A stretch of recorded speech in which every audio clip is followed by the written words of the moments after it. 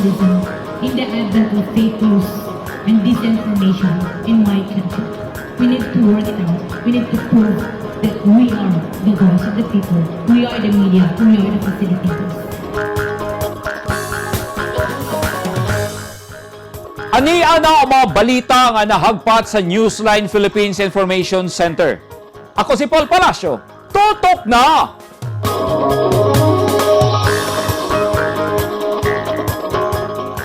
Sa mga headlines, malapason sa curfew hour, gipang sikop sa mga pulis sa Bunawan, Davao City.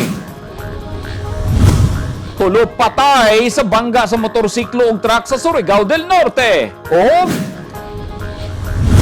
Misamis Occidental, nakasinati og dugay nga brownout.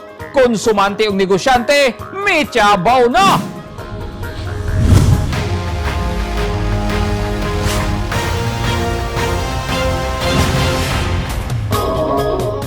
Sa detalye sa ato mga balita, nanakop na usab kagabi ang mga miyembro sa kapulisan sa Bunawan, Davao City sa mga malapason sa curfew hours gikan alas 9 sa gabi hangtod alas 4 sa kaadlawon. Nagsigi na og pahimangno ang kapulisan nga magpuyo sa mga balay ang katawan ug dili manggawas ini gabi samtang dunay pandemya aron malikay sa kagaw sa coronavirus disease. Ani ang report. Sikop ang hapit gatusan ka mga individual sa gipahigayong mobile checkpoint dito sa may buhisan Tibungko kaniadtong Domingo sa gabi, Agosto 8, dinhi sa Dakbayan sa Davao. Wala na nakalikay ang mga motorista kay gipahunong sila sa mga sakop sa Bunawan Police ug gipanglista ang ilang pangalan sa kapulisan. Gipatuman ang curfew sa Dakbayan nga anaa pa karon sa General Community Quarantine status. Pag once nga bypass ma'am, pero taga Davao ka mismo ma'am, nakabalo ka sa ato ang city ordinance. Kana siya ma'am, di dyan nato siya kanon ma'am nga itolerate nato kay kung itolerate nato na siya ma'am, magsisilag lakaw, mga ligo og kwan nya magdala sila og kwan dito kwan sa tuwan Davao, magkasamot og kadaghan ng ato ang kwan. Naglikay ta sa super spreader. Oh yes ma'am. Daghan gihapon ang nanggawas sa panimalay, bisan pa man ug gipatuman ang curfew. Makita sa mga video sa checkpoint nga duna pay mga bata nga gibiyahe.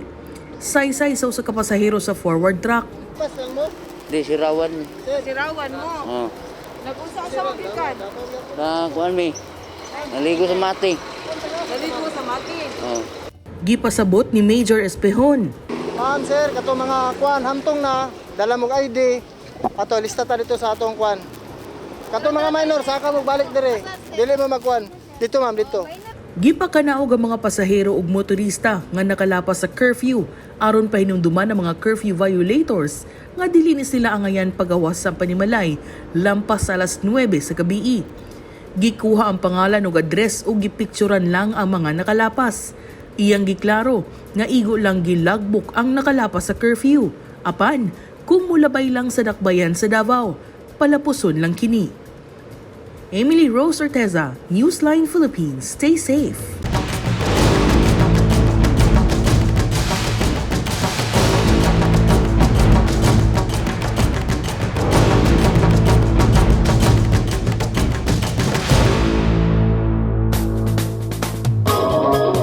This portion is brought to you by Toyota. This portion is brought to you by Philippine Sports Commission. This portion is brought to you by Rizal Memorial Colleges. Sa pagsaulog sa National Indigenous Peoples Month karong adlaw, mapasalamaton ang mga miyembro sa tribong Mandaya sa lungsod sa Caraga, Davao Oriental sa ilang nadawat gikan sa gobyerno. Nahatagan sila og pagtagad sa mga problema nga dugay na nilang gipaabot sa mga miyembro sa tribo nga nasulod sa Kadti-01 sa Sitio Sangab, Barangay Pichon sa Caraga, Davao Oriental. Ani ang report. Kadaugan, kini ang singgit sa mga membro sa tribong Mandaya sa bukid sa Sitio Sangab, Barangay Pichon, Caraga, Davao Oriental. Tungod kay natagad na sila sa gobyerno ug nahatagan na sila og mga proyekto. Duha ka oras nga gilata sa Newsline team niadtong Sabado ang dangog ug lapok nga kadalanan ug among naabot ang usa ka lugar nga kung imong tan-awon mura na kami ug nagsandig sa panganod tungod kay 40 kilometers kining pasubida gikan sa National Highway sa Davao Oriental, Surigao del Sur National Highway. Sa lugar imong makita ang komunidad sa tribong Mandaya nga nanginabuhi ug malinawon. Ang Barangay Pichon anaa nahimutang sa boundary sa Davao Oriental, Davao de Oro ug Surigao del Sur. Tungod sa kalayo sa maong lugar, nahimo kining agianan sa mga rebuilding grupo ug pipila ka membro sa tribo ang nahimong mga opisyal sa New People's Army o sa komunistang grupo. Apan, sukad ko nung milingkod si Presidente Rodrigo Duterte na bati na sa tribo ang pagmahal kanila sa gobyerno ug nakaabot na kanila ang mga proyekto.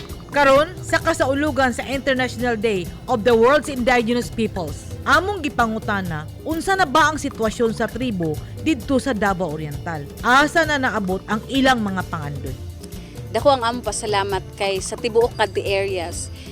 Daghay projects nga infrastructure projects ang nahatag sa atong Presidente Duterte. Una diha ang kaning concreting road sa Sangab, naapoy concreting road padulong Panlaysan, naapod tay mga school buildings, naapod tay mga activity center nga gikan pod sa atong administrasyong Duterte ug tungod sa iyang build program niabot kini sa mga tribo, sa mga kabukiran nga dako ang among pasalamat kay tubag kini sa dugay na namong pangandoy nga ingon pa siya sa February 1, 2018 sa panakad ingon siya ang tribo wala mo nalimtan sa gobyerno, wala lang mo na priority. So sa iyang administrasyon na-prove nako nga gi-priority gyud niya, giunag gyud niya nga matabangan, maserbisyohan ang tribo kay natagamtam namo unsa gyud ang pasabot niya sa priority sa gobyerno ang tribo. Pinaagi sa mga proyekto nga niabot din sa amua sama sa infrastructure projects, mga road concreting projects o mga activity centers o school building. Kayo may pasalamat nga gitabangan mi sa gobyerno. Unya na plaster na ang kalsada namo o tungod ana kanang di na mi maglisod.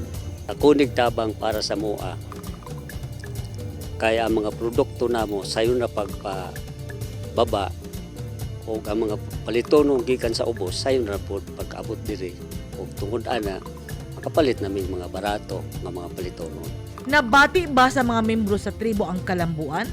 Sa mga proyekto nga miabot ka namo dako mi pasalamat sa mga hintungdan o kami usab nangandoy nga mahuman ni mga proyekto nga gitabang sa mga ader po aron mi nga maka pahimulos sa himpit. Sagad mo reklamo ang mga wala nakasabot sa kultura o lumad ng pamaagi sa pagbuntar ug usa ka proyekto sa lugar nga gikonsiderang ancestral domain claim kon KADTI. Unsa ba di ay ang pamalaod sulod sa KADTI area? Ang proseso gyud base sa balaod sa tribo nga gitawag nga Indigenous Peoples' Rights Act o Republic Act 8271.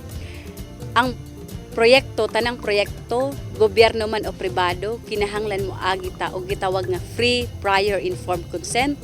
Diin bisag ang proyekto community initiated or panginahanglanon sa tribo, moagi siyang proseso nga diin makonsulta ang tribo nga naay consensus decision sa tribo kung muuyon ba sila niini nga proyekto bisan pa kini panginahanglanon nila. Aron dili naton ma-exploit, dili naton makalimtan nga naa sila'y katungod isip mga tag-iya sa ilang yutang kabilin o ancestral domain. Nga kinahanglan pod hinaot nga masubay, marespeto sa atong ahensya sa gobyerno, sa tanang ahensya sa gobyerno kaning gitawag nga FPIC o Free and Prior Informed Consent. Sa pagsubang sa adlaw sa kalambuan sa yutang kabilin sa nagkadaiyang tribo sa Mindanao, midagsang usab ang mga mapahimuslanon tungod kay nagtuo ang pipila nga wala pa masayod ang tribo sa ilang batakang katungod. Tungod kay sa ilang lantaw, wala pa maedukar ang katawhang lumad sa pulo nga right to self-determination. Mibarog ang babaeng leader didto sa Caraga, Davao Oriental aron ipakita kanato nga sila nagmata na ug migakos sa kalambuan.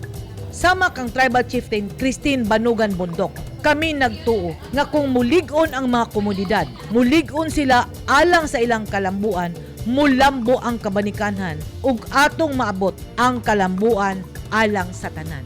Edith Caduayan, News 10 Philippines. Stay safe. Karong gisaulog ang Indigenous Peoples Month kapingatos na ka mga miyembro sa tribong Atam Manubo nga nagpuyo sa dugay nga panahon sa Haran Compound sa Barangay 8-A Davao City ang nakauli na sa ilang tagsa-tagsa ka mga balay dito sa lungsod sa Talaingod, Davao del Norte. Pinaagi sa tabang sa 56th IB, 1003rd Brigade, sa 10th Infantry Division ug lokal nga gobyerno sa Davao del Norte ug Police Regional Office 11, na-rescue nila ang unang batch sa tribo ni atong Hulyo 20, 2021 ug ikaduha kagahapon sa buntag, Agosto 8, 2021.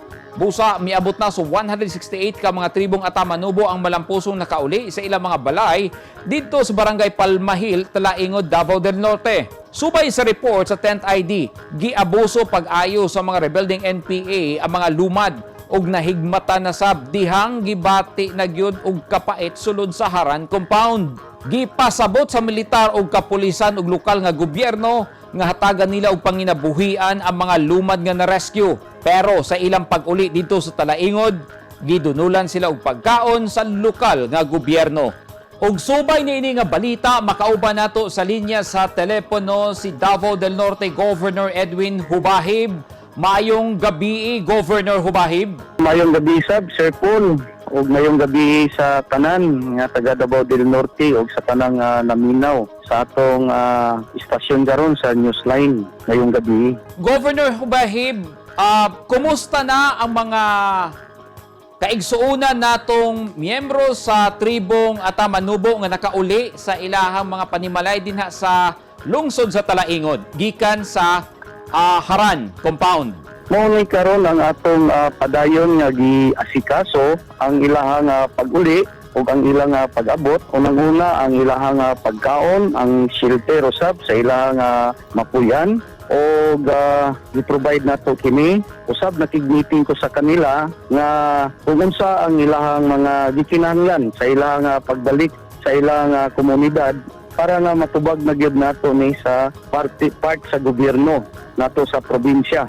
So kauban ang atong kasundaluhan ug ang atong kapulisan magtinabangay ta karon nga atong ma-address ang ilang panginahanglan sa ilang pagbalik sa ilang yutang kabilin sa ilang tagsa-tagsa ka mga sitio sa Talaingot. Mahinungdanon kaayo ang ilahang pag-uli, no? Significant siya in the sense nga sa dugayng panahon naa sila dinha sa Haran Compound. Unsay ilahang lauman karon sa pag-uli nila dinha sa Talaingod? Gawas aning imuhang gipang mention karon nga support ang pagkaon o kining shelter nila. Sir, unang-una ang ilahang balay nga kapuyan. So karon aduna tay mga reading materialis nga atong gipalit pinagi sa budget sa provincial government ini sa Davao del Norte para atong ma-provide sa ila og tabangan kini sa paghimo sa atong provincial engineering og sa atong kasundaluhan og kapulisan sa ilang pagbalik sa ilang sitio para aduna sila mapuy-an nga panimalay. Kadua ang mga gamit nila sa panimalay, labi na ang sa pagluto og sa ilang mga tuluganan. Og ikatulo ang ilahang livelihood program. So i-assist gid nato sila nga aduna dayon sila panginabuhian. Di-provide nato ang mga seeds sa gulay, mga seedlings sa mga high-valued crops, o sa mga kahoy o prutas, o usab ang native free-range chicken nga mao atong gihimong monthly livelihood para nga kada bulan adunay income ang matag pamilya nga dili moubos sa 5,000 pesos. Governor Hubahib, naabay assurance karon ang gobyerno nga dili na sila malingla pag-usab sa komunistang grupo? Sa atong gihimo karon og sa tinud-anay nato nga atong napakita sa ilaha nga dili lang taman sa istorya ang pagpaningkamot sa probinsya og sa atong kapulisan og kasundaluhan og sa LGU sa Talaingod, nakasigurado ta nga dili na sila mo balik pa sa grupo sa NPA o grupo sa komunista. Tungod kay atong gi-address ang mga hinungdan nganong niuban sila o nalinlang sila nini sa mga nilabayng mga katuigan. sa dugay panahon nga murag wala sila wala sila maatiman sa part sa atong gobyerno, karon mao ni ang atong gi-address para nga atong ihatag sa ila para ang ilang pagsalig sa gobyerno kato sa Pilipinas o ang pagsalig nila sa provincial government sa Davao del Norte o ingon man sa LGU nga ilahan na ning barugan o ilahan na yung matagamtaman. Governor Hubahib, unsay imuhang panawagan karon una sa mga lumad nga nakauli na dinha sa Talaingod ug ikaduha ngadto sa mga sundalo ug pulis. Ilabi na sa LGU usab dinha sa Talaingod nga mitabang sa pagsuporta sa provincial government. Unang-una sa atong mga kaigsunan nga mga lumad o IPs, ang akong numero nung panawagan sa inyo nga maghiusa na ta, mabalik na mo sa inyong lungsod, mabalik na mo sa inyong tagsa-tagsa ka mga sityo o akong ipasalig kaninyo nga sa inyong pagbalik dili kini masayang tungod kay tumbasan ko ni og igong suporta nga para aduna mo'y panginabuhian o aduna mo'y igong kapuyan o asab ang inyong mga anak nga sa akong gipasalig sa inyo nga makaeskwela kining inyong mga anak gikan sa elementary hangtod sa college. Kay mao man ni ang ilahang gusto nga mahitabo nga matagad gid sila sa atong gobyerno. Usab sa atong kasundaluhan o sa kapulisan o ingon man sa LGU at Talaingod, ang akong panawagan nga padayon ang atong gisugdang kampanya karon nga epektibo para sa paghatag og solusyon sa mga batok sa mga armadong grupo sa komunista nga ang involved ani ang mga IPs o mga lumad nga mao'y nahimong biktima o naipit aning maong problema.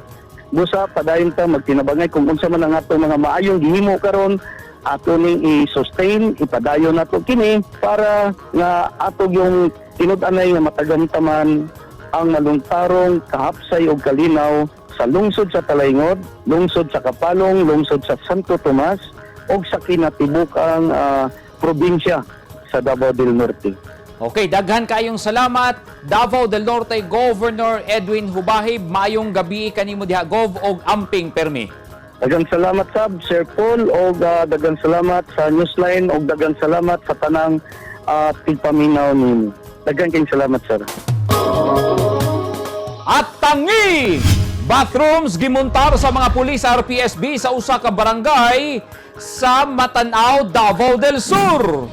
Og DepEd Davao del Sur, andam na sa pag-abli sa klase.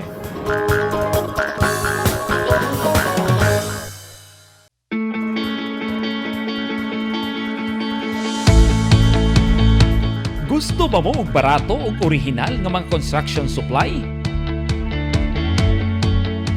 Sa kadaghan sa imong pilian, all-in-one ang imong pagpamalit. Tara na sa 3M1 ug T-Square Lumber and Construction Supply na himutang sa daang Hardika, Lanao ug Dayo Street, Kidapawan City. Parami ng parami ang mga nagiging bagong Lotto Millionaires. Dalawa rito ay multimillion jackpot prizes. Ang 246.08 million pesos sa Ultra Lotto 658 at ang 298.77 million pesos sa Grand Lotto 655. Ang bawat pagtangkilik sa larong may puso ay susi sa pangarap at pagtulong sa kapwa. Thank you with all our hearts. Malay mo, baka ikaw na ang dapuan ng swerte.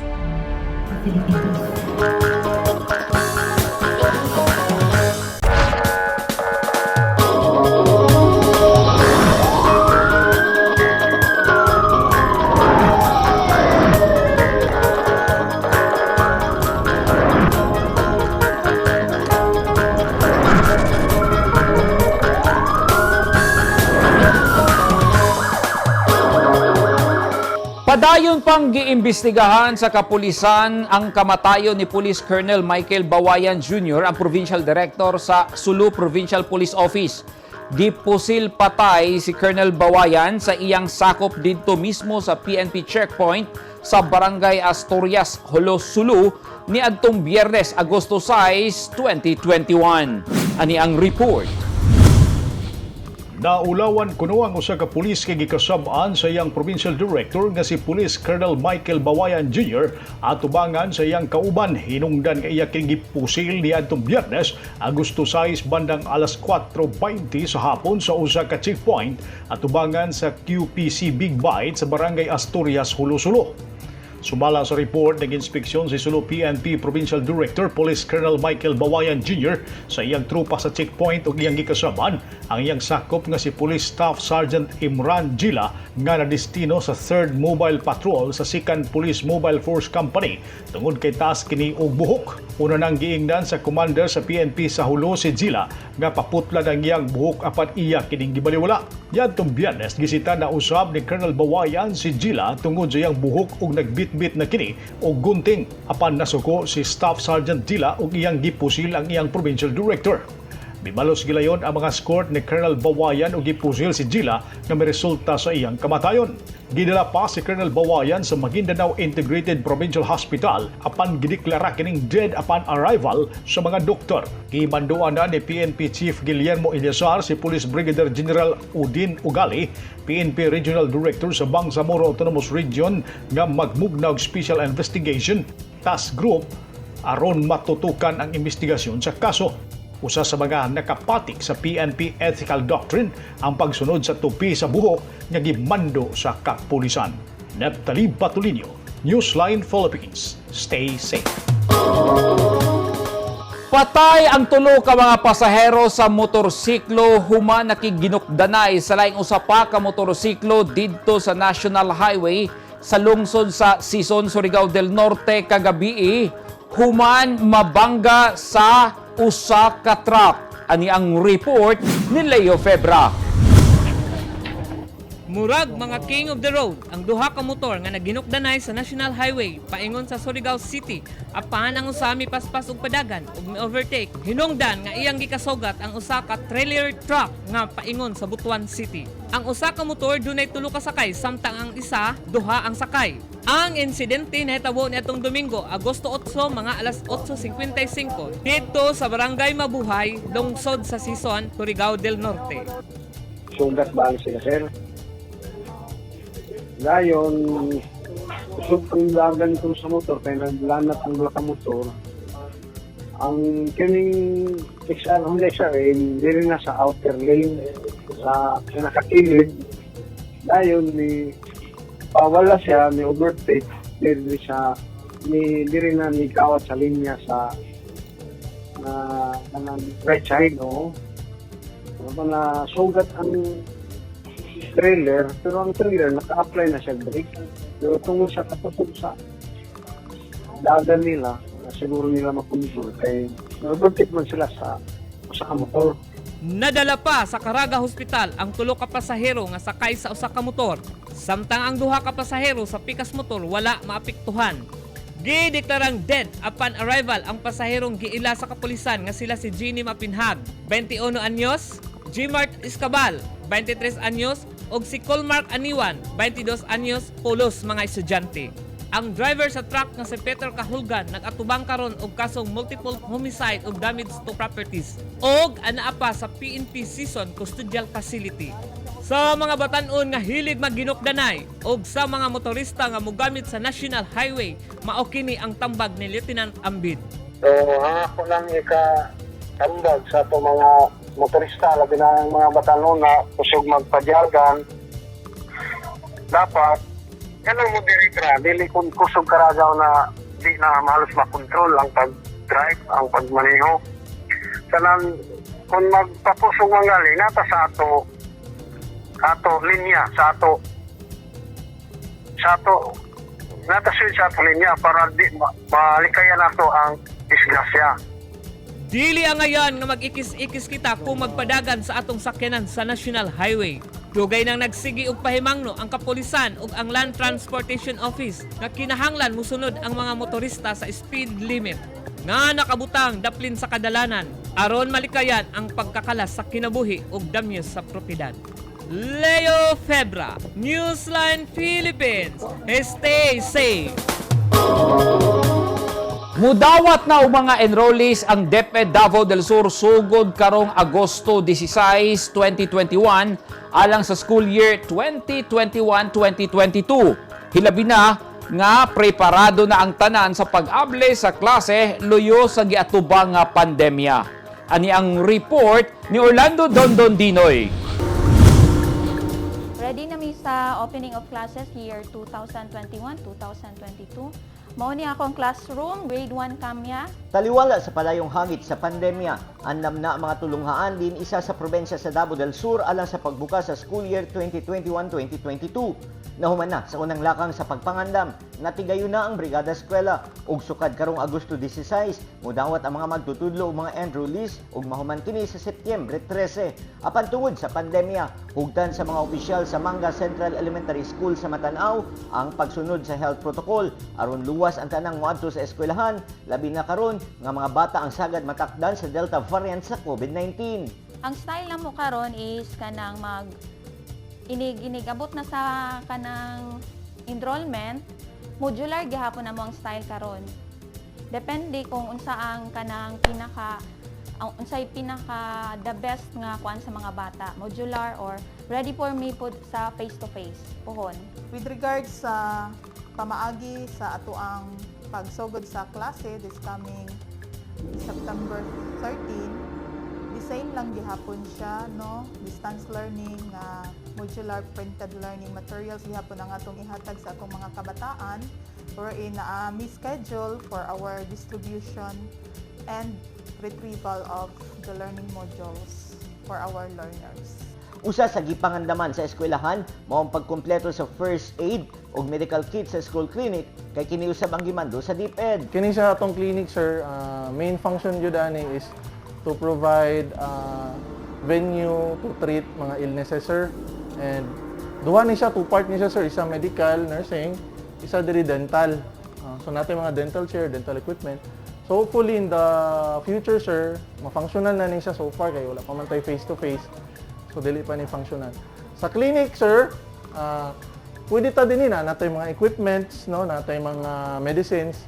So in the opportunity nga na ay mag-kuan, sir, na mga instances nga mag-require o kana immediate medical treatment, maka-provide tag first aid, sir.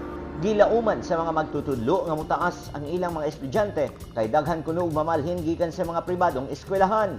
Gipasigarbo usab sa mga magtutudlo sa Manga Central Elementary School nga nindot ang ilang eskwelahan ug kompleto ang ilang pasilidad. Orlando Dondon Dinoy, Newsline Philippines, Matanao, Davao del Sur, stay safe. Napoto sa kangit-ngit ug kamingaw ang tibuok probinsya sa Misamis Occidental, sukad kaganihang kadlawon, mga negosyo na balda katawhan nagbagutbot tungod kay wala sila'y supply sa kuryente. Walay abiso nga mapalong ang supply sa kuryente sa ilang lugar ug namatan na lang nila nga wala na sila'y suga. Ang kanunayng brownout mao'y kanunayng reklamo sa mga konsumidor ug miyembro sa Misamis Occidental Electric Cooperative. Ani ang report ni Neptali Batuleño. Mingaw og iputo sa kangit-ngit nila lawigan sa Misamis Occidental human nga kalit lang nga napalong ang sugang nagitabnon alas 3:20 sa kadlawon nga walay abiso nga gipadangat ngadto sa mga konsumante. Apektado ang tibuok probinsya sa Misamis Occidental kung nasa na usab ang duha ka electric cooperatives nga mao ang Misamis Occidental Electric Cooperative Incorporated Muelsi 1 ug Muelsi 2. Sa text message nga gipadangat ni Elizabeth Ladaga, Regional Corporate Communications and Public Affairs Officer, Northern Mindanao, National Grid Corporation of the Philippines NGCP. Gipadayag diining ang hinungdan sa pagkapalong sa Aurora Calamba 69 kV line mao pagkatumba sa punuan sa lubing nga miigo sa linya sa kuryente. Hinungdan nga naputol kini sa Barangay Bukator, Tangub City, Misamis Occidental. Naligilayon nga nagpadala og mga linesmen ang NGCP. Human sa 8 ka oras nga pagkawala sa kuryente, hingpit nga nahibalik alas 11:30 na sa buntag. Kahinumduman nga niadtong Hulyo 31 napalong usab ang kuryente diin naapektuhan ang pipila ka bahin sa Misamis Occidental tungod sa pagkabuak sa Cross Arm Tower nga nahimutang sa San Andres Panaon, Misamis Occidental. Alang sa Newsline Philippines, Neptali Batuleño, Northwestern Mindanao, stay safe. Dugay na naghandom ang mga residente sa barangay Dungan Pikong sa Matanaw, Davao del Sur nga unta aduna na sila'y mga kasilyas apan dili kini nila basta-bastang mapahimo sa ilang mga panimalay tungod sa kapitos ug kawan-on nga unahon pa nila ang ilahang pagkaon. Niadtong miaging semana, ang ilang gipangandoy natuman na. Pinaagi sa pagtambayayong sa PNP Revitalized Police sa barangay kun RPSB ug sa Simbahang Katoliko sa pagpanguna ni Father Concordio Lopez, kura paroko sa Cathedral sa Bansalan, Davao del Sur. Ang pondo gikan sa simbahan ug ang mga trabahador taga PNP RPSB ubo sa kamanduan ni PNP 11 Regional Director Police Brigadier General Fillmore Escobal. Kinina ang ikaduhang proyekto sa simbahan sa pakigtambayayong sa mga pulis. Ani ang report ni Marjon Julian.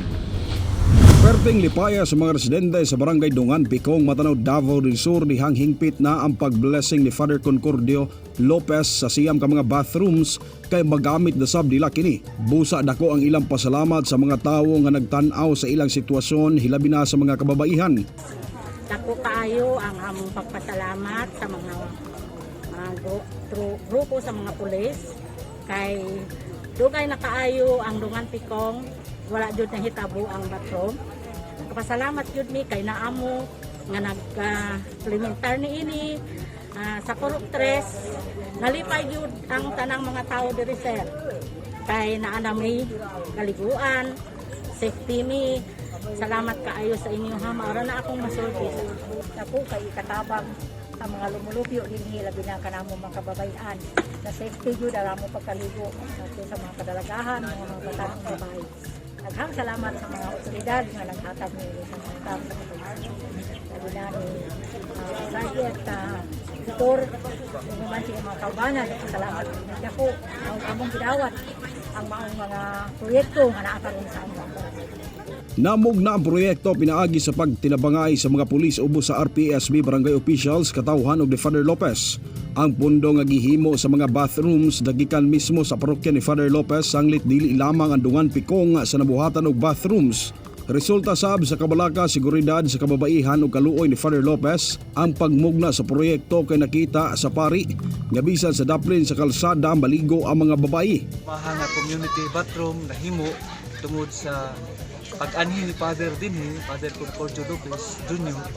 samtang blessing siya sa ato ang proyekto. RPSB gapon nga proyekto ang community toilet, community CR. Nakita niya ang mga kababaihan nga nangaligo daplin sa kalsada o makita sa mga tao. So mauna nga nag-istorya ang RPSB o ang parish priest si Father Concordio Lopez nga maghimo siya o proyekto nga community bathroom para safety ang atong mga kababaihan samtang sila mga ligo.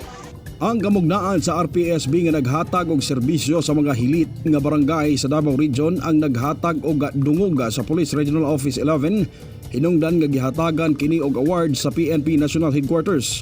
Og mismong si Police Brigadier General Fillmore Escobal ang direktor sa Pro 11 ang nangusog aron na mamahimong instrumento ang RPSB nga mapaduol sa komunidad ang mga pulis. Marjon Julian, Newsline Philippines, Davao del Sur, stay safe.